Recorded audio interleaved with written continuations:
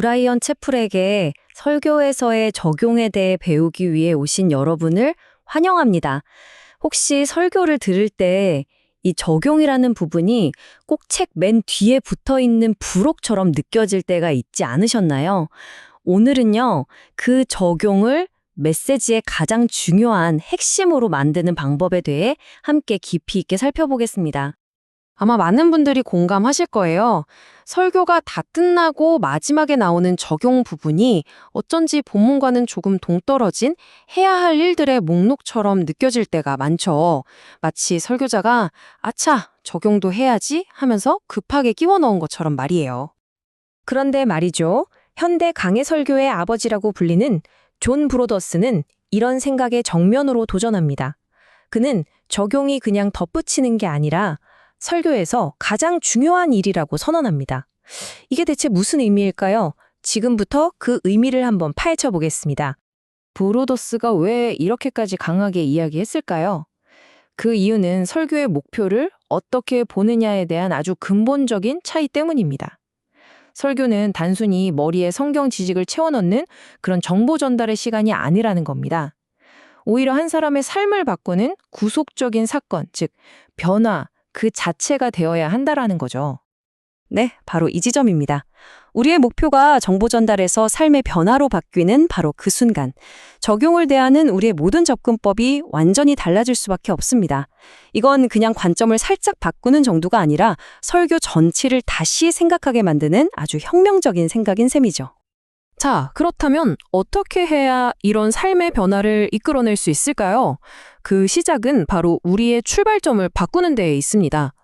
본문이 무엇을 말하는지에만 집중하던 것에서 성경 저자가 왜 이 말을 여기에 기록했는지 그 목적으로 초점을 옮기는 겁니다. 한번 비교해 볼까요? 전통적인 설교는 보통 추상적인 원리에서 시작해서 구체적인 적용으로 나아가는 일종의 연역적인 방식을 따랐습니다. 하지만 이 새로운 접근법은 정반대예요. 사람들이 지금 실제로 겪고 있는 삶의 문제, 그 고통에서 시작해서 그에 대한 해답이 되는 원리로 나아가는 귀납적인 방식을 제안하는 거죠.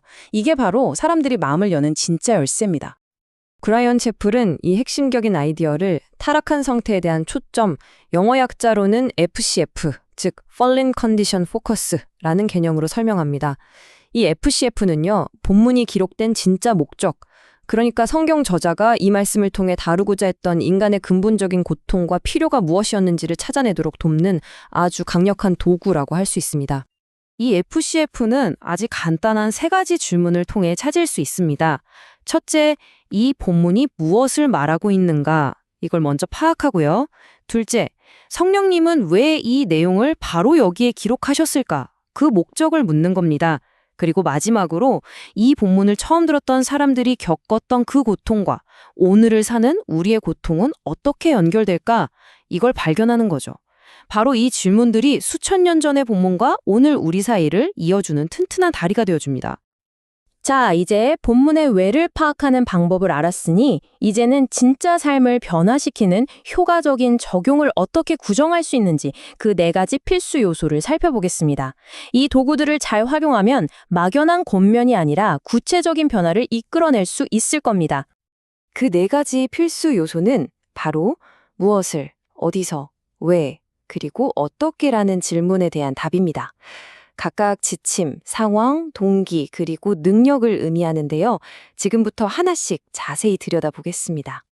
첫 번째 도구는 무엇을입니다. 다시 말해 본문이 우리에게 무엇을 하거나 믿으라고 요구하는지 아주 명확하고 구체적으로 말해주는 거죠. 예를 들어 선을 행하십시오 같은 막연한 권면이 아니라 오늘 당신 옆자리에 앉은 동료에게 이런 방식으로 선을 행해보십시오처럼 아주 구체적이고 명확한 지침을 제시해야 한다는 뜻입니다. 두 번째 요소는 어디서입니다. 사실 이 부분이 종종 더 어려운데요. 앞에서 말한 그 지침을 듣는 사람들의 실제 직장, 가정, 인간관계 속으로 가져오는 겁니다. 그냥 직장에서 정직해야 합니다라고 말하고 끝나는 게 아니라 실적 압박이 심한 상황에서 보고서를 작성할 때 우리는 어떻게 정직할 수 있을까요? 처럼 구체적인 상황을 다루는 것이죠. 세 번째는 바로 왜입니다. 이게 정말 중요합니다. 올바른 행동은 반드시 올바른 동기, 그러니까 올바른 마음의 엔진에서 나와야 합니다. 죄책감이나 벌을 피하고 싶어서 혹은 복을 받으려는 이기심이 아니라 오직 우리를 향한 하나님의 사랑과 그분의 성품에 대한 반응으로 순종해야 한다는 거죠. 이 외를 놓치는 순간 모든 적용은 생명 없는 율법주의로 변질되고 맙니다. 마지막이자 우리가 가장 간과하기 쉬운 요소는 바로 어떻게입니다. 이렇게 변화해야 합니다. 라고 말해주는 것만으로는 충분하지 않아요. 진정한 변화를 위한 그 힘이 도대체 어디서 오는지를 알려줘야 합니다. 바로 하나님의 은혜와 성령님의 도우심을 분명하게 가르쳐 줘야 하는 거죠. 이것이야말로 진짜 소망의 메시지입니다. 방금 우리가 살펴본 마지막 두 가지 요소, 기억나시죠? 바로 동기와 능력. 이 둘은 결국 하나의 근원으로 모아집니다. 그건 바로 우리가 받을 자격이 없는데 거저 받은 하나님의 선물, 바로 은혜입니다. 브라이언 채플은 이 점을 아주 강력하게 지적합니다. 잘못된 이유로 행하는 옳은 일은 그른 것이다. 한번 생각해 보세요. 만약 우리의 순종이 하나님을 사랑해서 드리는 자발적인 반응이 아니라 하나님께 무언가를 얻어내기 위한 거래나 뇌물처럼 사용된다면 그 행동은 하나님 앞에서 아무런 의미를 잃게 된다는 뜻입니다. 그러니까 핵심은 바로 이것입니다. 진정한 삶의 변화는 내가 더 열심히 노력해야지 하는 굳은 결심에서 오는 게 아닙니다. 그 변화는 우리를 위해 이미 모든 것을 이루신 하나님의 은혜가 얼마나 큰지 깊이 깨달을 때 비로소 우리 안에서 가동되는 강력한 엔진과도 같습니다. 어떤 성경 본문을 읽더라도 이 은혜 중심의 적용을 찾도록 도와주는 아주 간단한 도구가 있습니다. 이름하여 복음 안경인데요.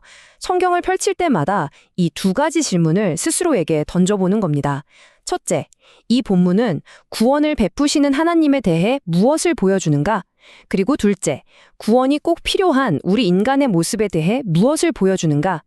이 안경을 쓰는 습관을 들이면 모든 본문 속에서 은혜의 빛을 발견하게 될 겁니다. 마지막으로 이 질문을 여러분께 던지면서 마무리하고 싶습니다. 우리가 전하는 메시지가 단지 사람들의 머리에 머물러 지적인 동의를 얻는 데 그치고 있습니까? 아니면 그들의 가슴까지 닿아서 실제적인 삶의 변화를 이끌어내고 있습니까? 오늘 우리가 함께 나눈 이 원리들을 통해서 우리의 메시지가 진정으로 사람들의 가슴에 닿기를 소망합니다.